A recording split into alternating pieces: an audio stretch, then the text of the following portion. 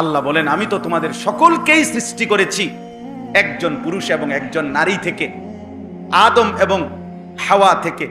তাহলে মাতবুরি করো কিত্তা, শেষ পর্যন্ত পিছনে গেলে গোলাম এবং মনিব, পয়সাওয়ালা এবং মানে গরিব, সবার মূল তো মিলবে গিয়া আদম এবং হাওয়ার সাথেই।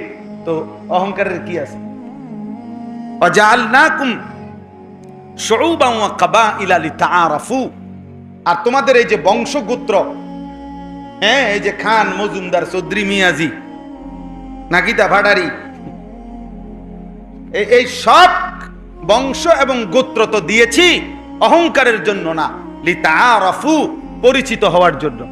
কোন বাড়ির ছেলে, কোন বাড়ির মেয়ে, কার লগে কার বিয়ে হইতেছে, কোন বাড়ির লগে কার সম্পর্ক, এই জন্য যে আত্মীয়তার পরিচয়। মনে করেন মামা, চাচা, ফুফা, খালু, এগুলা অহংকারের জন্য না পরিচয়ের জন্য? আপনি যদি কেন বেড়া কথাবার্তা সাবধানে বলে আমরা মামু, মানুষে কি করবো, বেকুব, তো মামু হইলে মানে পুডাঙ্গির কি আছে?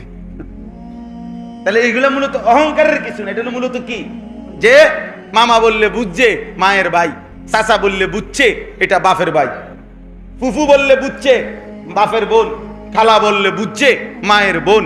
এটা অহংকারের জন্য না পরিচয়ের জন্য? তা আল্লাহ বলেন, তা আমি এই বংশ পরিচয় এগুলা দিছি তো পরিচয়ের জন্য না, মাতবরির জন্য তো দিছি না, অহংকারের জন্য না। তো তুমি কুরাইশ আর সে গোলাম, তো এখানে অহংকার করছো কেন? তোমার পূর্বপুরুষ আদম হাওয়া, বেলালের পূর্বপুরুষ তো আদম হাওয়া। অতএব বংশ কিংবা গোত্র দিয়ে মর্যাদা হয় না। ইন্না আকরামাকুম ইনদাল্লাহি আতকাকুম। আল্লাহকে যে যত বেশি ভয় করে, যে যত বড় মুত্তাকি, আল্লাহর কাছে সে তত বেশি দামি। অতএব এখানে কুরাইশের ভিত্তিতে মর্যাদা না, আল্লাহকে ভয় করার ভিত্তিতে কি মর্যাদা। আর নিঃসন্দেহে বেলাল তোমাদের চাইতে বড় মুত্তাকি, আল্লাহকে ভয় করে, তোমরা আল্লাহকে ভয় করো না। অতএব প্রকৃত মর্যাদাবান ব্যক্তিকেই কাবার ছাদে উঠানো হয়েছে। আল্লাহ বলছে, হে বনি আদম, আমি আল্লাহ তোমাদের উপরে পোশাক নাজিল করেছি। এর প্রতিটা সুতা আল্লাহর দেওয়া, আল্লাহর দেওয়া না? কথা বলেন না কেন? এই কাপড়গুলো যেখান থেকে উৎপন্ন হয়, যেভাবে এর মূল উপাদান আল্লাহর দেওয়া কিনা? তো তাইলে